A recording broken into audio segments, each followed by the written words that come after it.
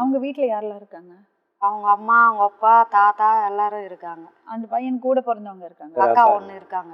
எல்லாரும் என்ன சொன்னாங்க, பொண்ணை பார்த்தாலும் பீத்துனாலும் பரவாயில்ல அப்படின்னு சொன்னாங்கன்னு சொல்லிட்டு வீடு தேடி நான் குழந்தையும் இவ்வளோ இட்டுன்னு போனேன் அவங்க தாத்தங்கிட்ட. இட்டுன்னு போனதுக்கு அவங்க என்ன சொல்கிறாங்க, 5 நாள் ரிமாண்ட் பண்ணாங்க, கையில் பச்சை குத்தி வச்சுருக்காங்க, நீ கேஸு போட்டில்ல, கோர்ட்டில் பார்த்துக்கலாம் கிளம்பு அப்படின்னு சொல்லிட்டாங்க. குழந்தைலாம் இட்டுன்னு போய் நான் வீட்டில் உள்ளே வச்சுன்னு பார்த்தேன்னா இருந்தாங்க, வெளியே அனுப்பிச்சிட்டாங்க அப்படி. அப்புறம் என்னாச்சு? அதுக்கப்புறம் வந்து திருப்பி 15 நாள் ரிமாண்ட் பண்ணாங்க, பெயில் எடுத்துன்னு வந்துட்டான். அதோட அவனுக்கு கேஸ் ஒன்றுமே இல்லை பண்ணிட்டாங்க.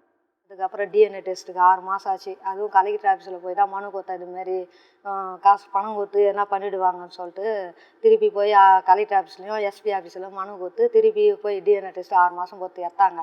எடுத்துட்டு திருப்பியும் நாங்கள் அது தெரிஞ்சுக்கோசரம் அதுக்கப்புறம் திருப்பி கூப்பிட்டு இதுமாரி பேசினாங்களே, அது மட்டும்தான் அந்த பையனாக கூட எங்களை இன்னும் அது எதுக்குமே அவங்களையும் எங்களையும் சம்மந்தப்பட்டு கூப்பிட்டு எதுவுமே பேசவே இல்லை.